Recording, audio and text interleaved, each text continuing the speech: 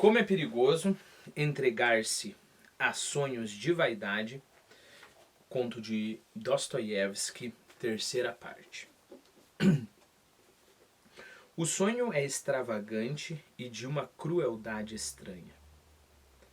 Frequentemente, depois de magníficas perspectivas de tudo o que deveria vir a coroar sua fidelidade, o homem, por mais virtuoso que seja, de repente, sem como nem porquê, sonha com algo que não o deixe em paz de jeito nenhum. E põe-se a gritar que jamais sofreu penalidade ou condenação, que jamais nutriu em sua alma qualquer ideia contrária às regras de moralidade. Então, em teoria aqui, o sonho vem dar uma certa recompensa para aquele homem que é virtuoso. Lembre-se que há sempre aqui um tom de ironia, né? Então eu estou sonhando como ele aqui, né? Ele está sonhando com diversos escravos, com uma propriedade fantástica, com uma criada bem atraente. E isso só vem coroar sua virtude. Isso vem dar recompensa bem merecida da virtude que ele teve. Mas de repente no sonho ele começa a ter meio que um pesadelo ali. E aí ele jura de pés juntos que ele sempre foi muito moral. Piotr Ivanovich sonhou com uma moça de chapéu.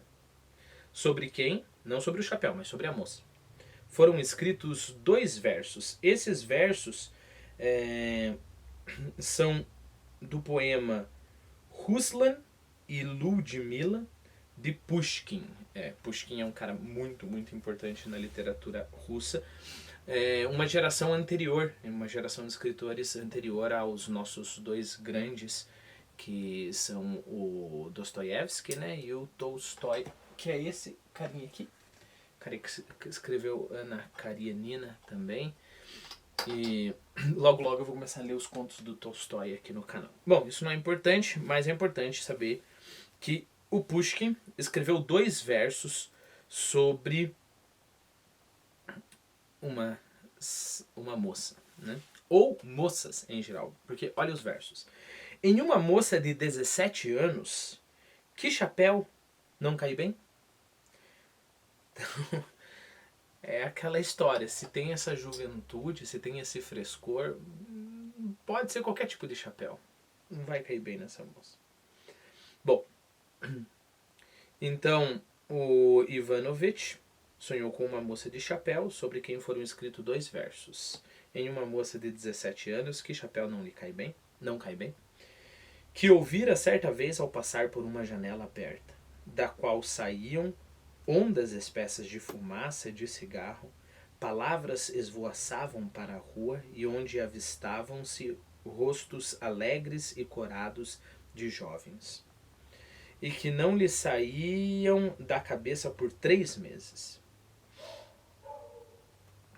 Então, provavelmente ele passou ali. Lembre-se que ele é um homem respeitável, essa é a palavra, ok? Ele é um homem respeitável. E um dia ele estava andando, passou provavelmente em frente a um bar ou algum lugar onde haviam pessoas de vida boêmica, né?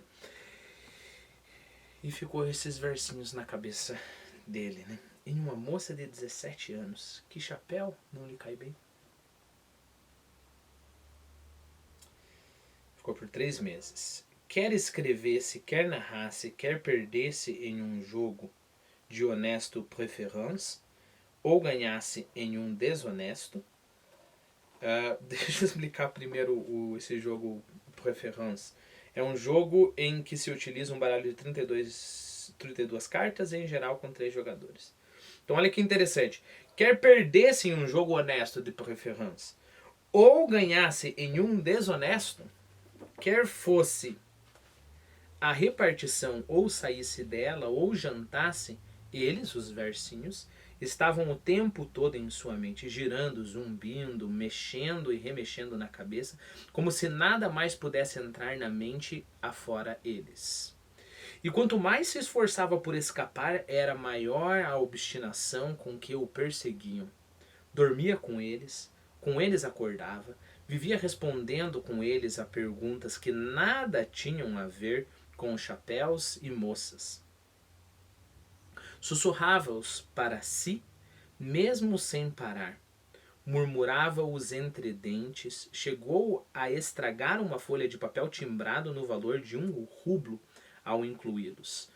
De tão distraído, escreveu os versinhos. Lembre-se que 1 rublo é bastante dinheiro, né?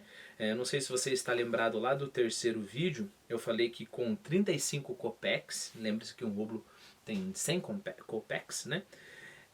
Com 30 copecs, na verdade, você compra um pastelão, que é como se fosse, vamos colocar assim, uma torta salgada, né? Um pastelão e um copo de vodka.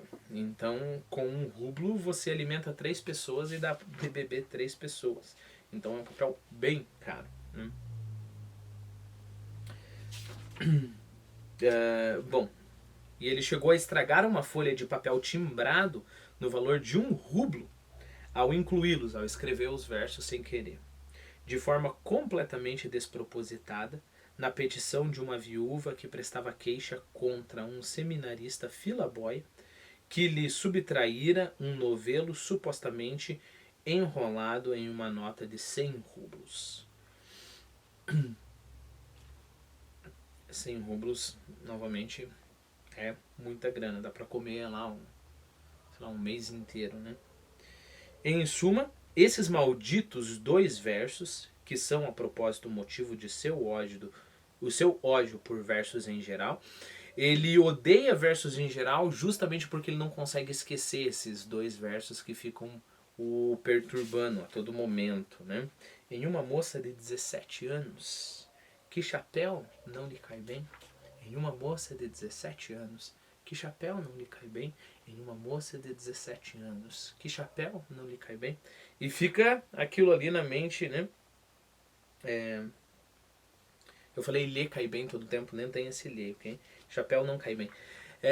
E fica todo tempo reverberando esse versinho, né? Eu gosto muito, eu não lembro se ele usou reverberar na mente, mexendo, girando, o tempo todo em sua mente, girando, zumbindo, mexendo e remexendo na cabeça, como se nada mais pudesse entrar na mente, afora eles.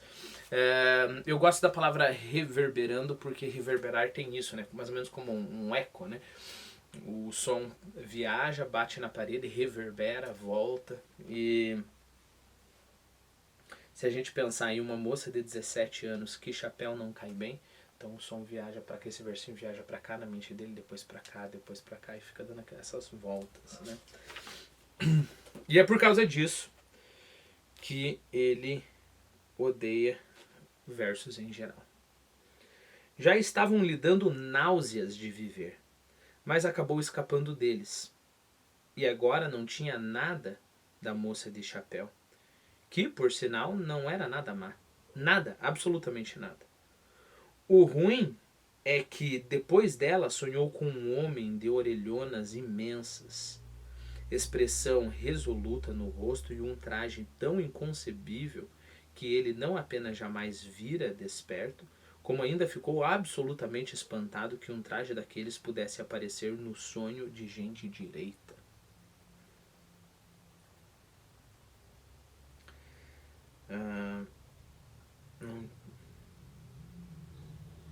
Assustado, apressou-se em balbuciar que não tinha feito nada, que era um homem casado e afeito às regras, que aliás não sabia manejar nenhuma arma, pois a brilhante educação francesa, com esgrima, danças e todo tipo de capricho vazio da moda que pervertem para pesar generalizado os jovens de hoje, não recebera e nem sequer desejara, portanto, graças a Deus, tinha nascido em um país no qual, mesmo sem arrastar os pés no parquete, apenas com o trabalho fiel e honrado, ainda que com rendimentos medíocres, era possível granjear o respeito de todos. E que, aliás, seguiria por seu caminho, pedindo apenas que não o impedisse de seguir no caminho pelo qual seguia. Reparem que já aparece aqui em Dostoiévski, em todo lugar, em todos os livros de Dostoiévski vai aparecer essas frases soltas. Parece que a pessoa vai se emendando. Deixa eu mudar a minha frase. Depende da pessoa que está falando, e conforme você está falando, você não tem em mente o acabamento sintático da frase. Você começa a falar, e se você quer muito argumentar por alguma coisa e você está meio perdido, meio que os argumentos estão vindo na hora, você vai emendando uma frase na outra, né? Que é mais ou menos o que acontece aqui. Não é uma frase ruim. Eu acho que isso que é importante. Não é só colocar um monte de pensamento um depois do outro. Há um cuidado muito grande para dar essa sensação de confusão. Então eu vou reler esse parágrafo para a gente tentar digerir melhor o que está acontecendo aqui. Então ele viu esse homem, né? No sonho dele. Primeiro ele viu essa mulher. Mas acabou escapando deles e agora não tinha nada da moça de chapéu. Então ele estava sonhou com essa moça bem jeitosinha, mas acabou escapando e de repente não tinha nada da moça de chapéu. Acabou a moça de chapéu, que por sinal não era nada má. Nada, absolutamente nada. E agora o que acontece no sonho? O ruim é que depois dela, sonhou com um homem de orelhonas imensas, expressão resoluta no rosto e um traje tão inconcebível que ele não apenas jamais vira desperto, como ainda ficou absolutamente espantado que um traje daqueles pudesse aparecer no sonho de gente direita. Sabe-se lá o que esse homem estava vestindo, né? Assustado, apressou-se em balbuciar, quer dizer que é falar mais ou menos assim, você está nervoso, você está com medo, né? Apressou-se em balbuciar que não tinha feito nada. Aparentemente, vamos tentando entender o que está acontecendo, aparentemente esse homem talvez estivesse ali para puni-lo, porque querendo ou não, ele tinha segundas intenções com a moça. Que era um homem casado, então eu não fiz nada, eu sou um homem casado, e afeito às regras. Ele tinha, não só ele obedecia às regras, como ele gostava das regras. Que, aliás, não sabia manejar. Então, mais uma coisa que ele falou, né? Que era casado, que era afeito às regras, que esse que não é relacionado às regras. É mais uma coisa que ele está afirmando, né? Que, aliás, não sabia manejar nenhuma arma, pois a brilhante educação francesa, e ele vai continuar, não recebera e nem sequer desejara. Portanto, graças a Deus. Okay? Então, eu pulei o que estava entre travessões para que se terminasse aquela ideia. O interessante é a gente se perguntar por que ele teria que manejar uma arma. Então, aparentemente, lembre-se, a gente só está tentando opções aqui de interpretação. Né? Será que esse homem de alguma forma queria puni-lo porque ele fosse o pai ou o marido dessa menina? Não se sabe. Porque parece que há aqui um vislumbre de um duelo. Né? Perceba, ele balbuciou que era casado e que era feito às regras, que, aliás, não sabia manejar nenhuma arma, pois a brilhante educação francesa, e agora vem a descrição, uma longa descrição, um longo parênteses aqui, colocado em travessões. O que é essa educação francesa? É uma educação com esgrima, danças e todo tipo de capricho vazio da moda que pervertem, para pesar generalizado, os jovens de hoje. Tudo isso pervertem e todo mundo, a sociedade em geral, sentem pesar, né? E essa moda perverte os jovens de hoje, ok? Eu acho que a virgulação aqui é extremamente importante, senão a gente vai entender coisas como que pervertem para pesar generalizado os jovens de hoje. E aí a gente não vai entender qual que é a relação dos jovens de hoje com o pervertem, o pesar generalizado. Não recebera e nem sequer desejara receber essa educação francesa com esgrima, etc.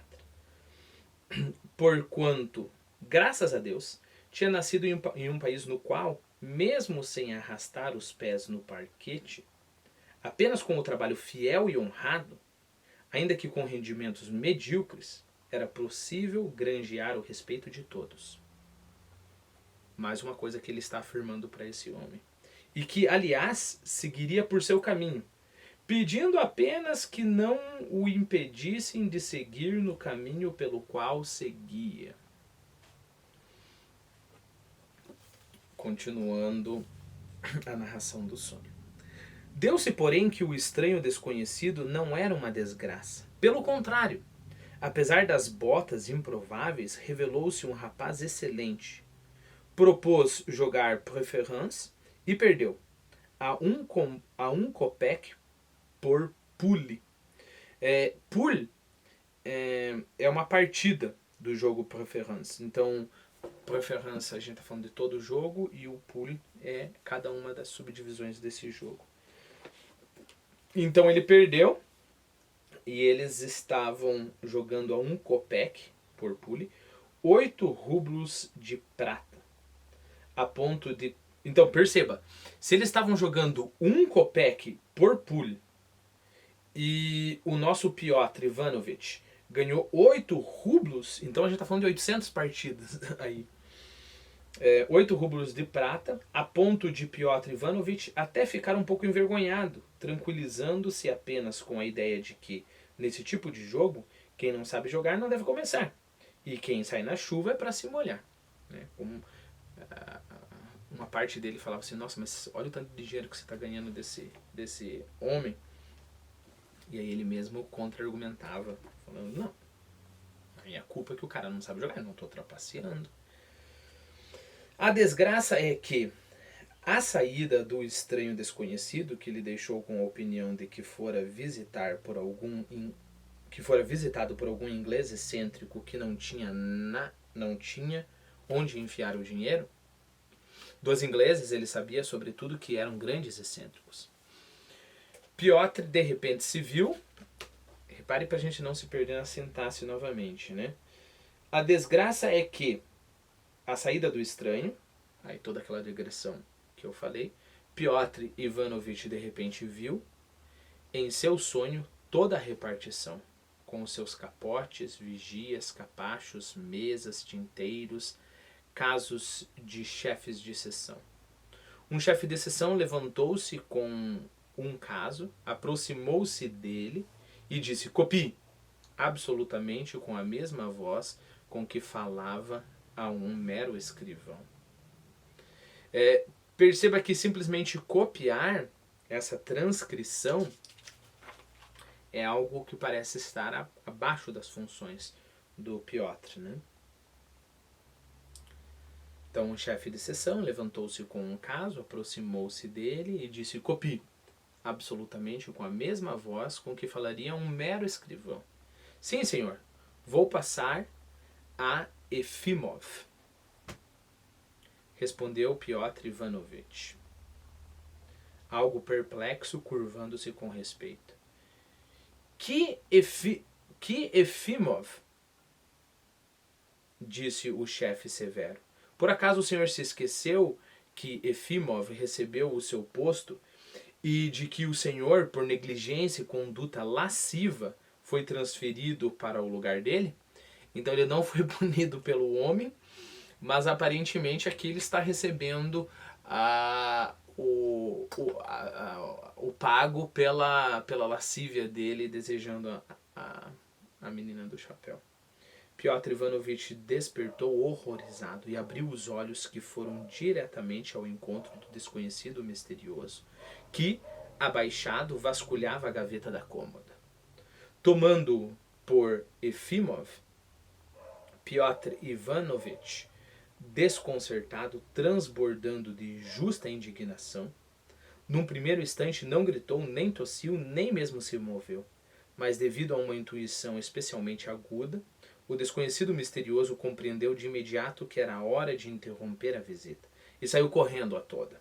Só então nosso herói adivinhou do que se tratava.